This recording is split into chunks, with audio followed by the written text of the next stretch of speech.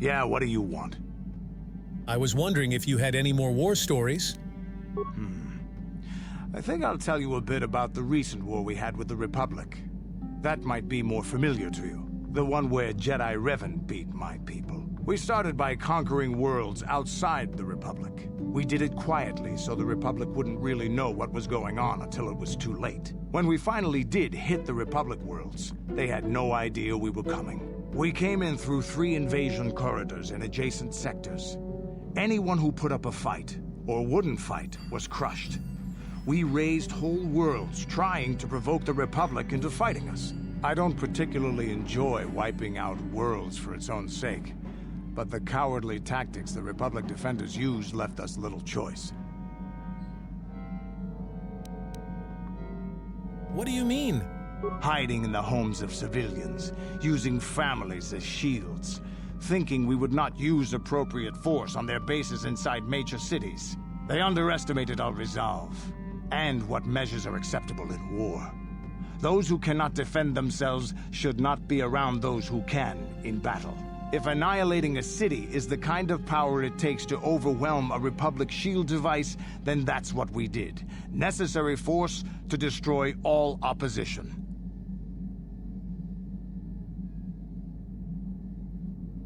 But killing people is wrong.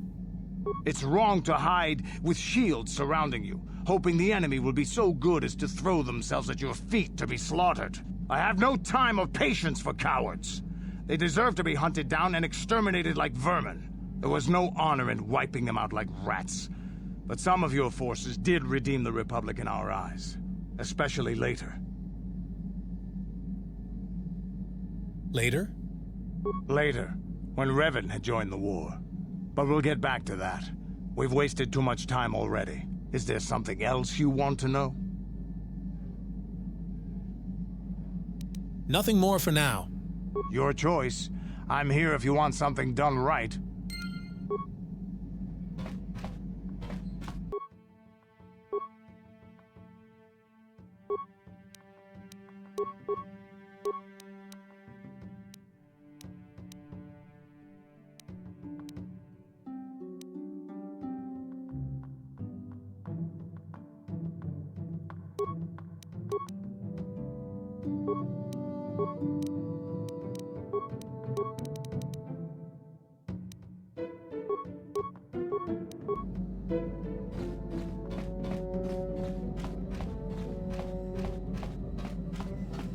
Got something on your mind?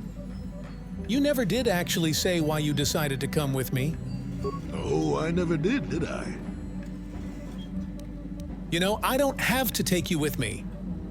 Of course you do. I know things, remember? You think you could make it around this part of the galaxy without me? But don't answer that. At any rate, I already told you why I wanted to leave.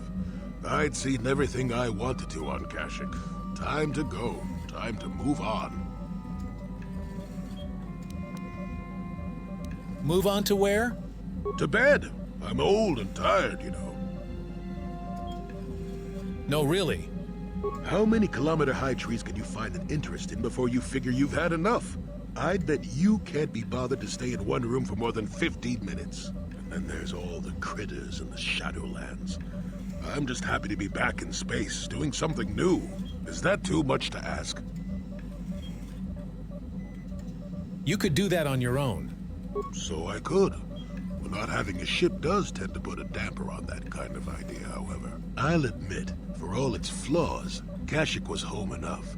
But when you came along and I saw the destiny you had before you, I couldn't help but be intrigued. You know what my destiny is? Of course not. Weren't you listening last time?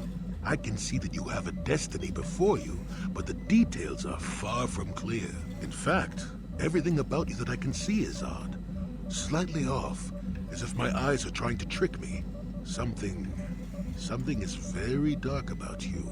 But, I'm sure you don't need to hear my ruminations. You've probably got enough nosy Jedi offering you one opinion after another to make you sick. No, tell me more of what you see. Your future will come of its own accord, trust me. Sometimes navel-gazing at it doesn't get you anywhere. I wouldn't worry about it too much if I were you. You remind me a bit of Nomi. That can be all bad. Nomi Sunrider. She came late to the Force, just as you have, and became one of the greatest Jedi ever. Oh, fine, fine lass. Whether you'll follow the same path remains to be seen.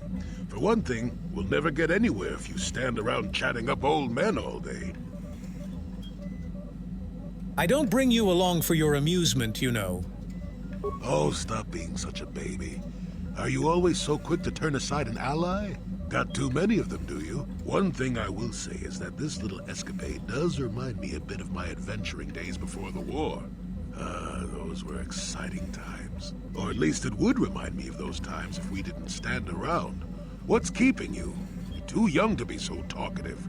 Shoo! Shoo!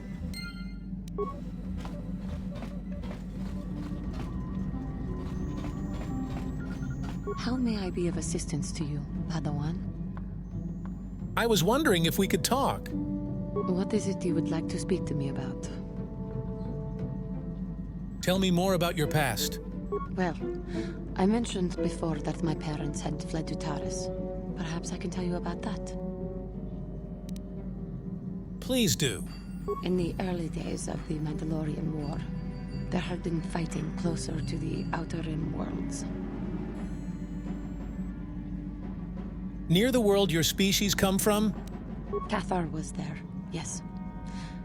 My people had a great reputation as warriors, and that appealed to the Mandalore version of honor. They sought to test themselves against us, I think.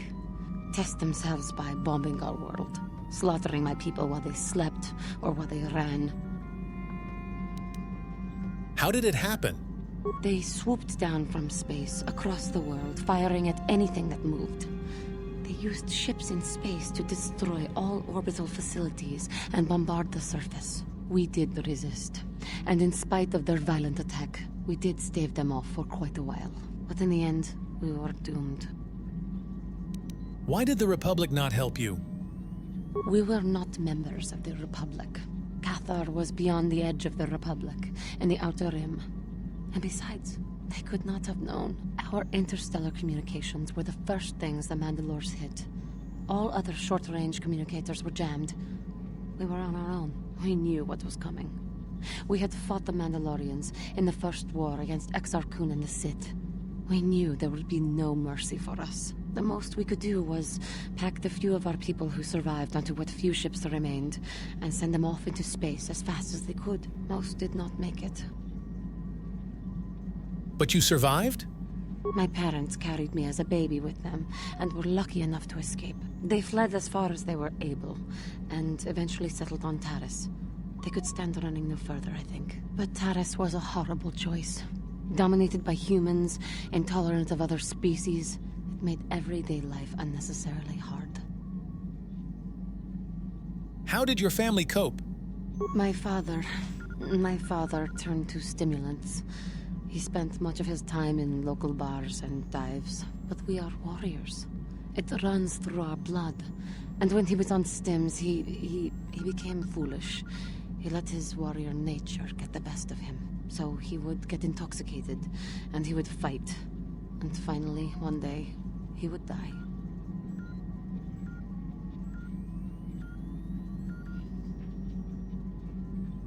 He died?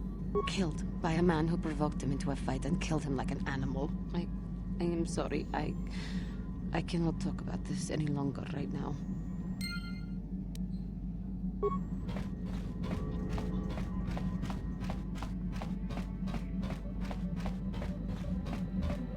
Yes, what's on your mind?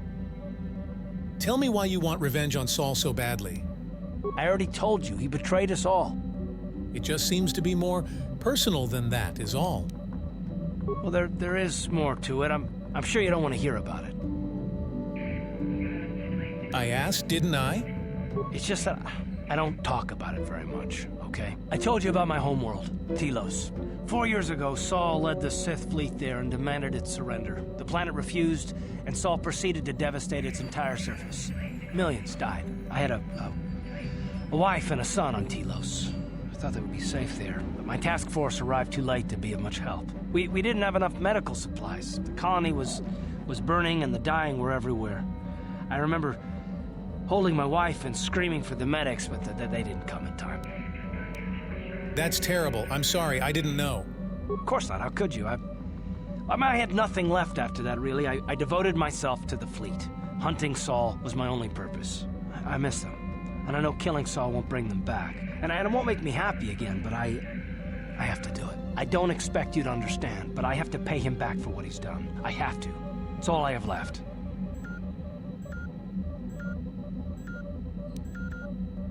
What was she like, your wife?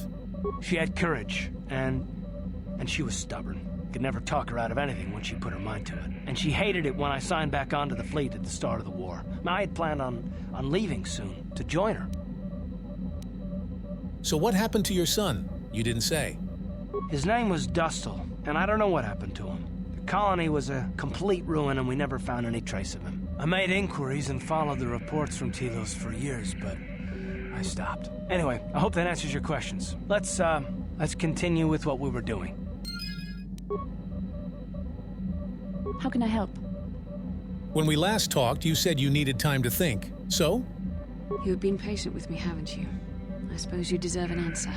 But you have to understand how difficult this is for me to say. Yes, I think so. With all my training, I should be able to control myself better than this. But you're not like anything I expected. You're not like any man I've ever met before. I find myself watching you when I don't mean to. I'm thinking about you when I don't want to. It isn't supposed to be like this. What are you trying to say exactly? Every time I try to call on all my teachings to calm myself, they fail me. You have such power, such passion. I don't know if it's due to the bond between us, but I'm drawn to you. Are you interested in me or in my ability to use the Force? The Force is a part of you, as is your power. But that's not what attracted me to you. It's more than that. Maybe it's the bond we share. It gives us a certain intimacy. If I could, I would return to Dantooine. I need to be away from this bond of ours. I need to weaken it. I need to be anywhere but near you. But Malik must be stopped. My own feelings are nothing when compared to that. Yet I know this could affect the sake of our mission if it's not resolved. I can't let that happen.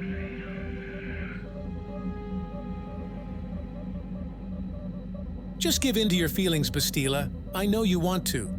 I think we should have some privacy for this. Come with me. You're stronger than I am, and there's no point in telling me otherwise. You will be a great Jedi, I think. I hope. In some ways you make me feel weak, like I'm caught up in the wake of our destiny. But at the same time, you make me feel stronger, more alive. So what does this mean for us? I realize now these feelings are part of the bond we share. The Jedi Council surely realized this.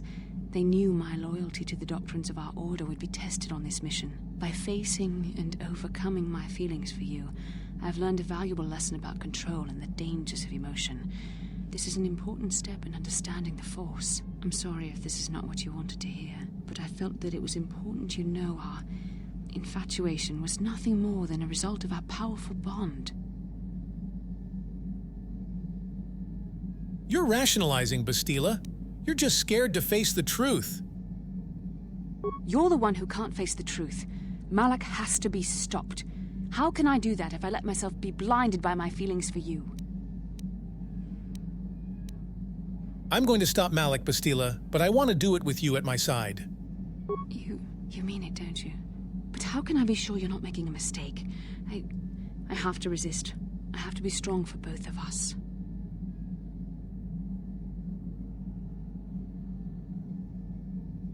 You don't always have to be strong, Bastila. Give in just this once. But I can't. Malik will...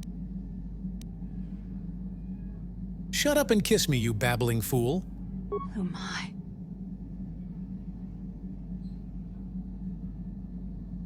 We shouldn't have done that. It was wrong. The Jedi are not allowed to fall in love. It didn't feel wrong to me. It was a moment of weakness. When I kissed you, We shouldn't have. I'm sorry. No, I know we both wanted it, but we shouldn't have given in to our desire. We're Jedi. We can't act like this. Not now. Not while we still have to deal with Malak. I'm sorry. I don't blame you, but it was a mistake. I have to get out of here before somebody sees us together.